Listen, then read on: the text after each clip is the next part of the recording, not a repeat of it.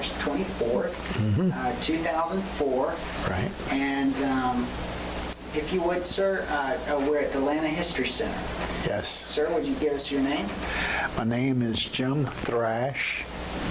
Okay. And where were you born? I'm born at Emory University Hospital In Atlanta? in Atlanta. And what was your birthday? August 8th, 1927. 1927. Okay. And you're here today to give us a little information or tell us some, about your life and your military career. And, can you tell me a little bit about Atlanta in kind of around the time before you entered the military? Right. Well, at that time, when I turned 18, the war was winding down. Okay. And we had dropped the bomb the summer that I was first in the Merchant Marine Cadet Corps. Okay. And that was pretty much the end. So you had been in the Merchant Marine? Mm-hmm. And your trade was? Basically, a cadet midshipman. Okay. I enlisted in the academy at Kings Point, and I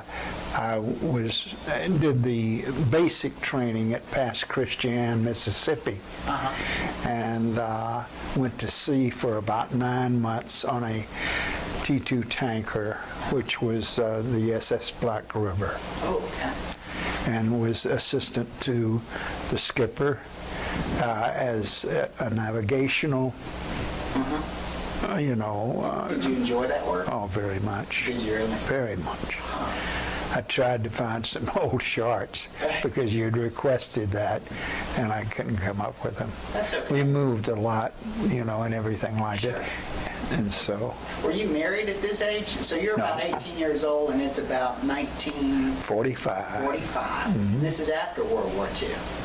Well, World War II was still going on. I think it was that fall that that Japan surrendered and everything like that. So it was the tail end of that. And our trips were trips to deliver supplies to Europe.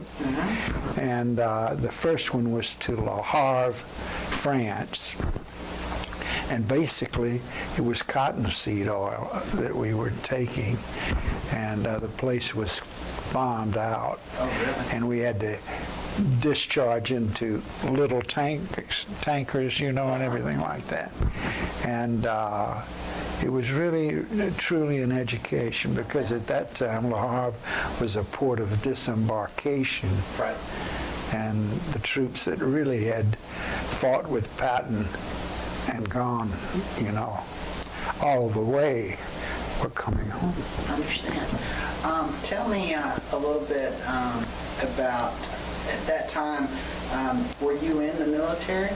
Yes, in uniform. Okay, you joined the Navy?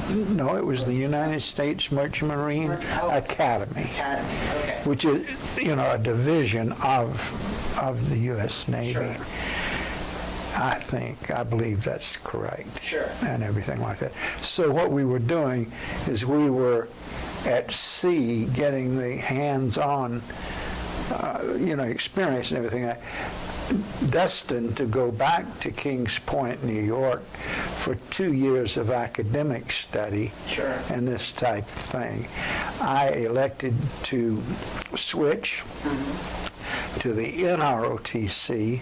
Oh. And it was a contract that I could cancel if I wanted to. So I canceled and joined the NROTC at the University of North Carolina. Okay. And went through the remaining years, which meant that we had classes at school. Our minors were in naval science, Sure. but the sea duty was prior and in the summertime. about 8 weeks Sure. each summer. I understand. As far as what would you like to tell us today, as far as some of the things that were going on in your life at that time, as to when you joined the Merchant Right. Marines and maybe some events that happened Right. while you were in the Merchant Marines. Right. Well, the time was such that at my age, I was a younger brother, as a lot of guys were. You had an older brother, one older brother. Families in those days were depression, if you will, and they were smaller families. Family units would basically be 2 children, something like that. And all of our senior older brothers had already been in the service. Right. And had been overseas, and my brother was in the Air Force. Okay. And he was a navigator, and so I was coming up through high school watching all this, and I, as opposed to I don't know, the patriotism that we see today. Everybody wanted to get in. Right. We couldn't wait. I went in when I was 17, as soon. And that was unique. And my mother and father in 45 he was 54 and she was 52. What did your father do for a living? He was a shoe salesman. Okay. In the wholesale end of the business. He represented the factory to the major retailers in the Southeast. And did your mother stay at home? Mm-hmm. Mm-hmm. And she had 2 boys, and when she was 52, both of them were overseas in uniform. And my brother and I. See, and so that's the way it was. And my cousin was a doctor, but he was in the Army, 101st Airborne, I think it was, and he was in the Battle of the Bulge. So this is your brother? No, my first cousin. Oh, I'm sorry. Yes. First cousin, and we lived next door to each other. So everybody had someone that was affected by the war, in one way or the other, and it was exciting. It was, I know it's bad, wartime, it's awful, and when you see the film and everything like that, it's something you don't ever want to experience. But when it does come, for a lot of people, it's their greatest adventure. Could you expand on that? Well, the way it works, one or two things that I think is that, first of all, Atlanta, Georgia was very small. I think it was 500,000 people. It's now 4 million people. And, but all the people that participated were sent places. I mean, they got out of Georgia. So the population decreased? Decreased, but not any severe amount. But what I'm saying is that the ones that were involved, and everyone was, would go to colleges that they never would have dreamed of going to. And because of the training, the various programs that the GI Bill? Then it was V5 in the Navy and V12, those programs that you could enlist in the Navy and qualify and then go ahead and get your commission. And some guys went to med school. Wow. You see, the whole thing. So education-wise, it was a true, I think, explosion, especially when it was followed by the GI Bill. Sure. Because that was a big event for this country, I think. Sure. Tell us a little bit about what the World War II, how did it impact you?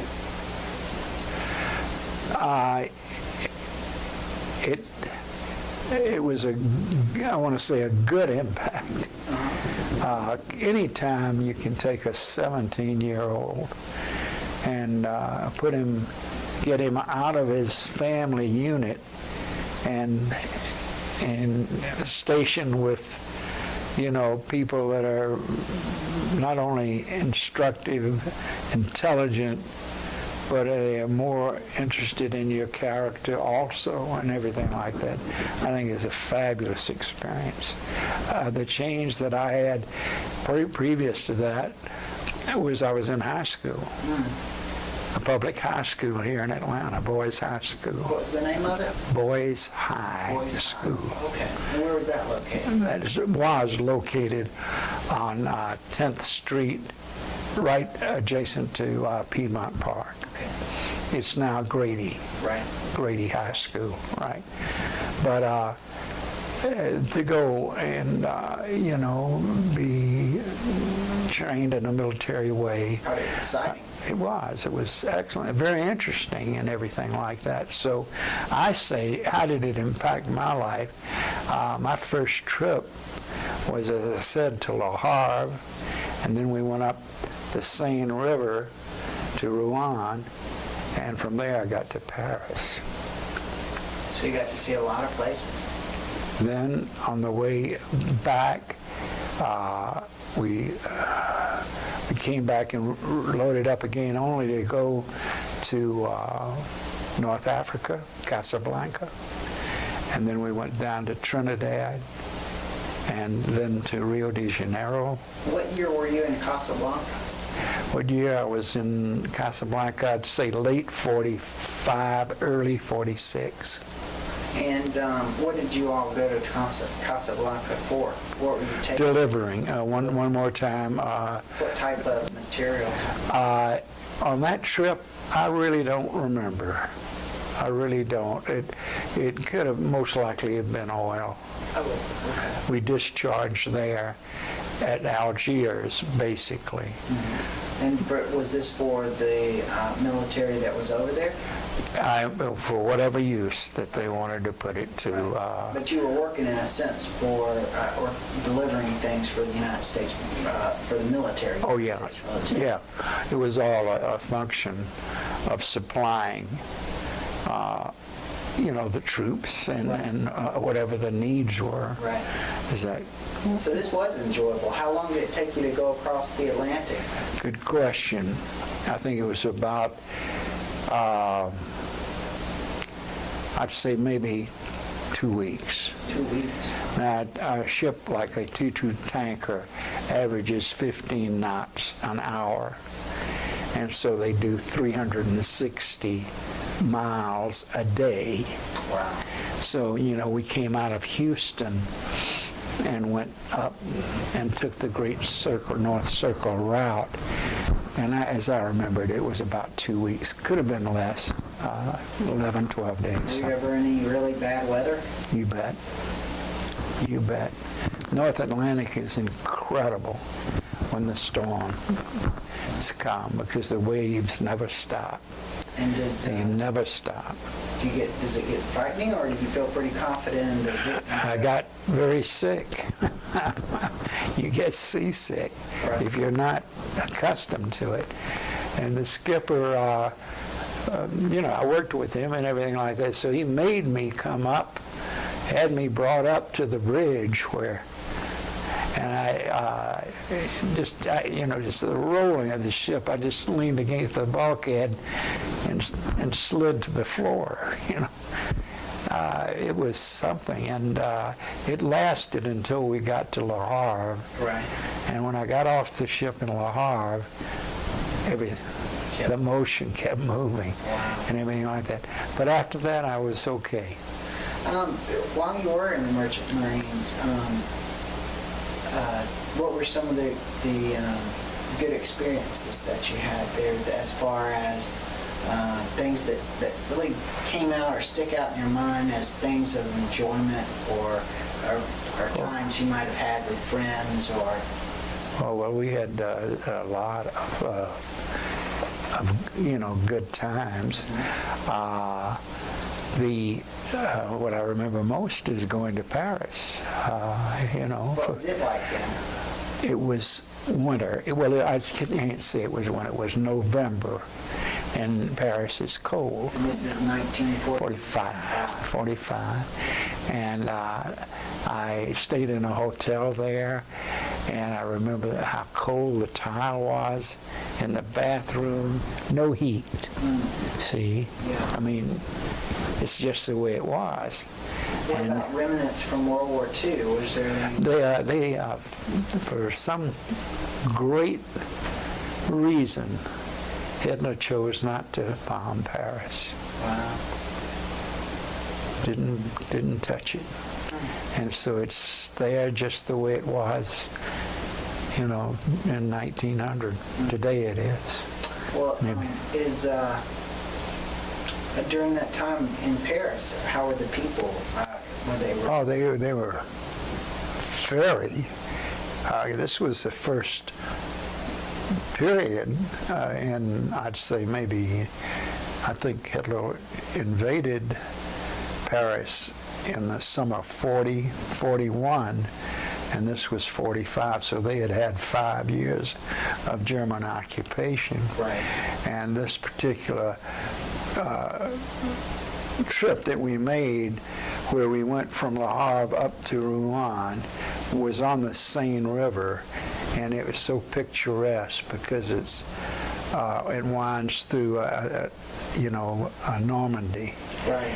And this just pretty countryside, and the ship would come as close to the docks as it passed by, so we could literally see people and hear the church bells. It was Sunday morning, and Wow. quite a memory. The what sort of did you make some personal friends that you remember the most? I made, yes, that's the whole story. I brought you some pictures of groups of guys. The one thing that I wonder about the youth today, of course, they've got so much more than we had. I mean, they've got television, they got, economic air travel. They can do just so many things and go so many places. But we didn't, and so this substituted. And in this ROTC program, which is called the Holloway program, where they were trying to prepare the personnel necessary to fill the holes that were being vacated by men that had served. Okay. The war was over. They were going home, but the Navy had to move on, and the Army and the Air Corps and everything like that. But gosh, I met guys from all over, and still stay in touch with maybe about 6 of us are still. You can call them up, and it's just like it never happened. Right. Any lapse of time and everything like that. And these guys are people that you worked with on the ships? Yep, and that were on ships in the same port that I was on. We'd know each other. There were two, if we're talking about the Merchant Marine, there were 2 cadet midshipmen on each ship. And I was with Blair Skiles, from Dallas, Texas. I've lost, touch with him, but I can find him if I want to. Why don't you tell me a little bit about which one of these pictures would you like to tell me about first?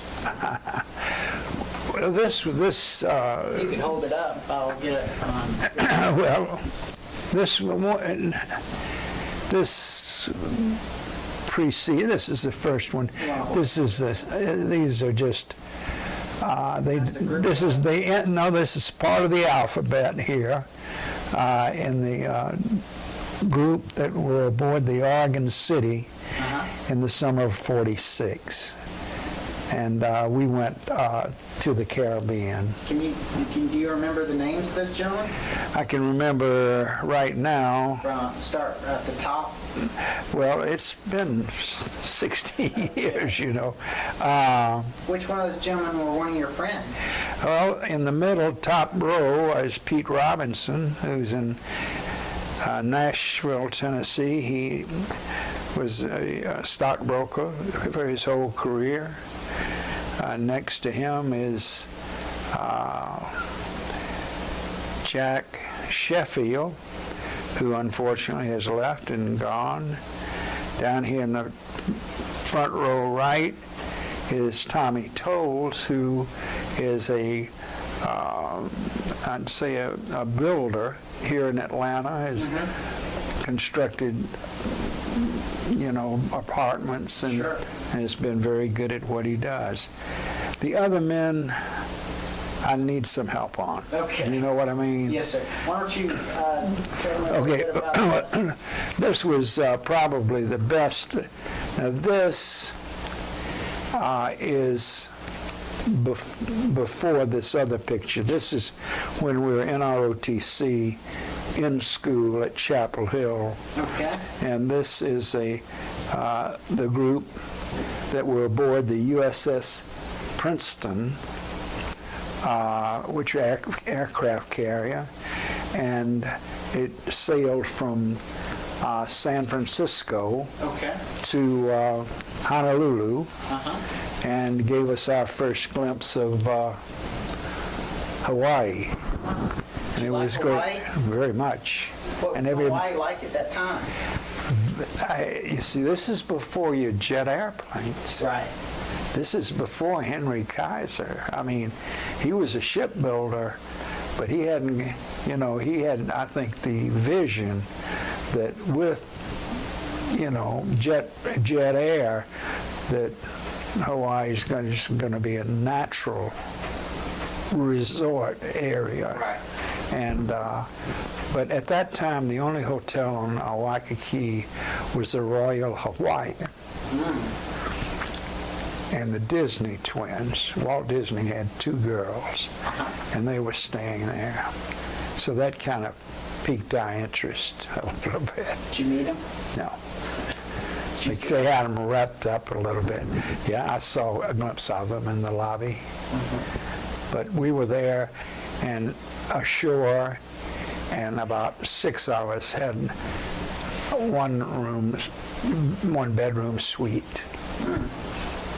So we just operated out of that one room. We never were in it.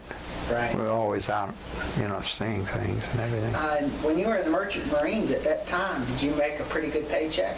Now this time was Navy. Oh, okay. This is one of the summer cruises that the NROTC sponsored. In fact, never made any real money. No. I mean, you know, they got a little in the Merchant Marine. We did get a little bonus because the waters were still mined. Oh, okay. And there was a risk of. Did you all ever have any trouble with mines? We didn't. But because it was there, we were compensated for being there at the time. Did you ever have any harrowing experience? Other than in a storm in the North Atlantic, we had some oil drums that we had secured on the after deck of the tanker. You know, it's flat and a superstructure, so you're right on top of the fantail, really. And they broke loose one night in a storm, and we had to go up there and try to, you know, secure them again. Were you able to? We did. We got it done. But the idea was you'd no sooner get it where you could lash it down than you go back. Go back across it. So you want to be sure you're out of the way when that happened. Sure. But it basically, as I hit peacetime. The war was at an end, so we were just servicing and keeping things going. Sure. And Vital part. and in the case of, I was on the Roosevelt as the last ship. She was at the time a showboat, so we were in the Mediterranean, really just showing off America's capability and that type of thing, you know.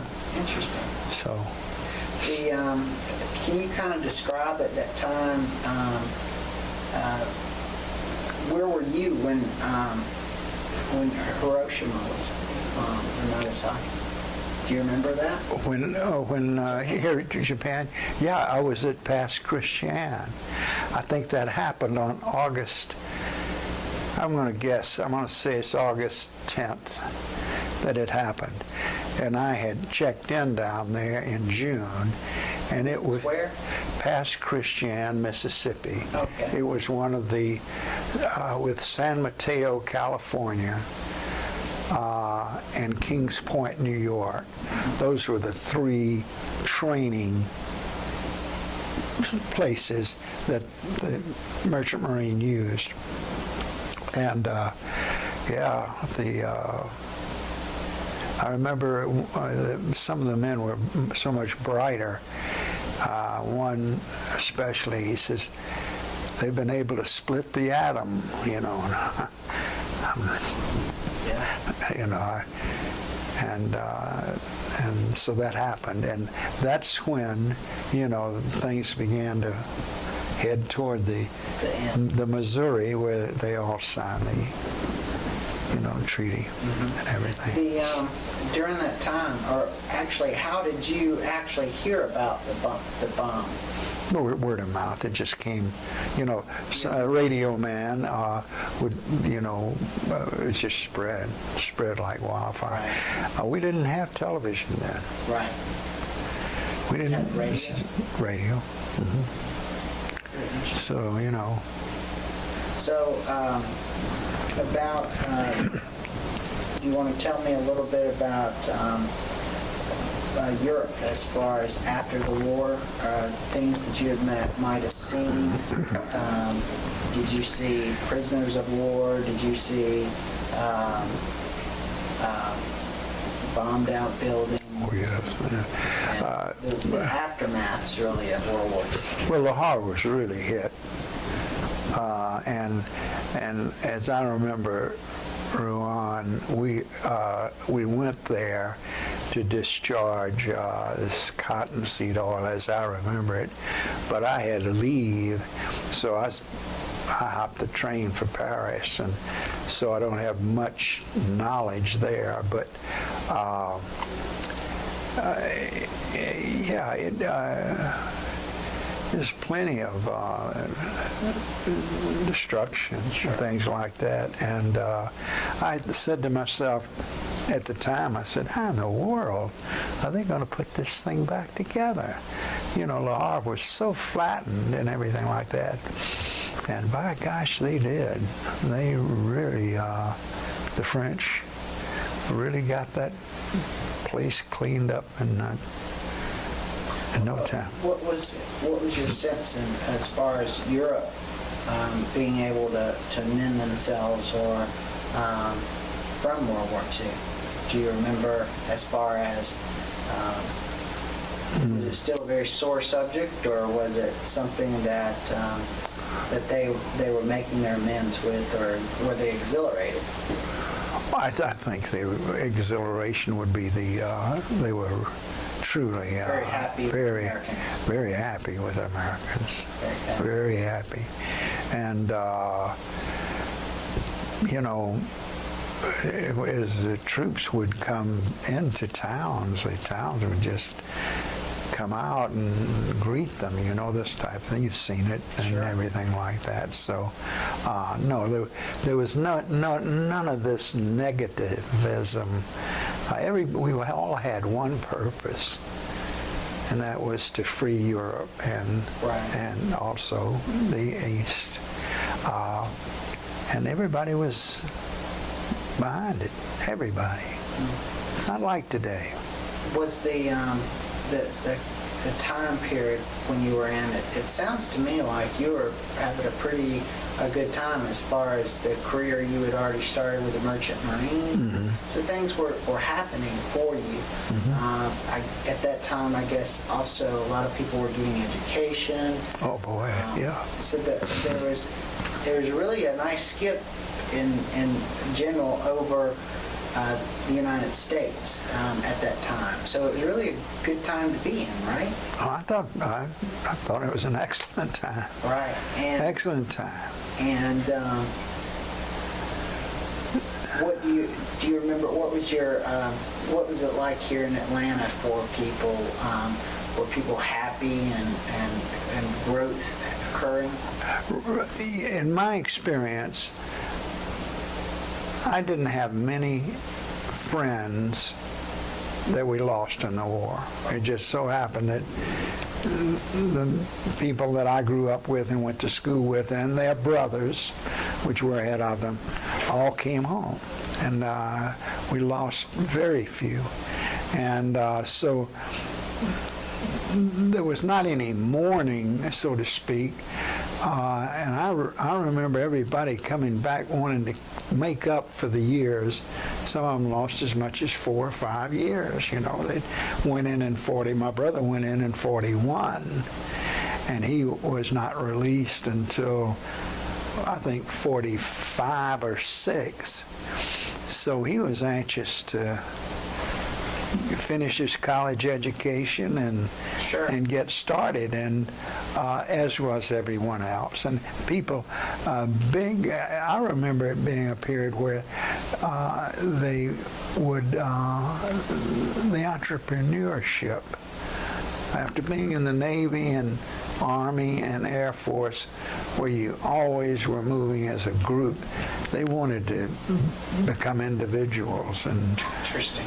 And start their own businesses and that type of thing. You touched on one thing that I thought was interesting was they wanted to catch up. Your time. Yeah, your times. So, but if a lot of people had been in the military and they were coming back, did they feel like they needed to, that they were behind in the sense as far as education and where they thought they might be as far as their career? Yeah.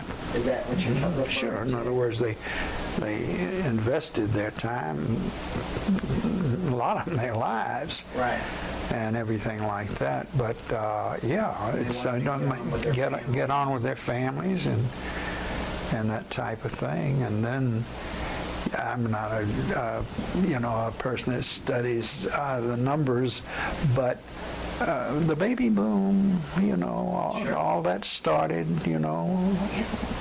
post-war, this type of thing. So it was a lot to do and a lot to I guess a lot of growth occurred in Atlanta when a lot of the soldiers came back and started building homes. Oh, yeah. Well, the GI home, there's another, the GI Bill, one more time. You could buy a house if you had $400 in your pocket.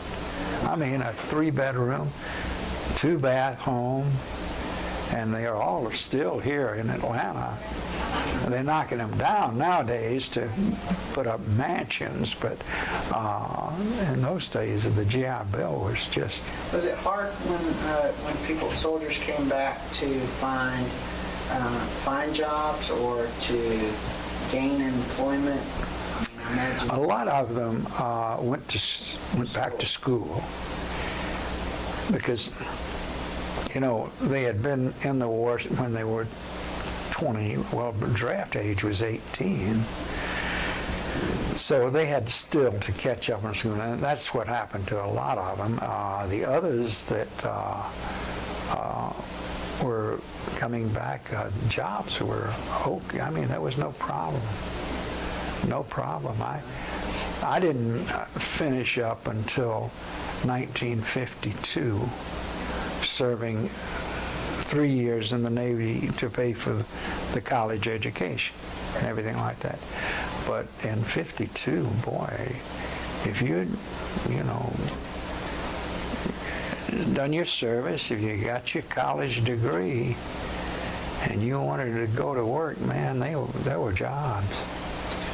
Is there any stories that you might want, or things that you might want to share and record for your family that happened while you were in the Merchant Marines, or during that time period, or that you'd want to share? I hope to get that done in the coming years. I've got 10 grandchildren. Sure. But they're mostly girls. I've got 7 granddaughters and 3 grandsons. The idea is that I think I can't look at it from a female point of view, but from a man's point of view, I look at the military as a wonderful opportunity to enlist and spend 3 years of your life getting the kinks out, so to speak, before you start your pursuit of what you really want to do. I really mean it. I think in some countries it's part of the regimen. The norm is to do a tour of duty in the service at some time. So I'm for that, and I think it's good for everybody. Okay. And what I understand, I guess at some point in time you got out of Merchant Marines.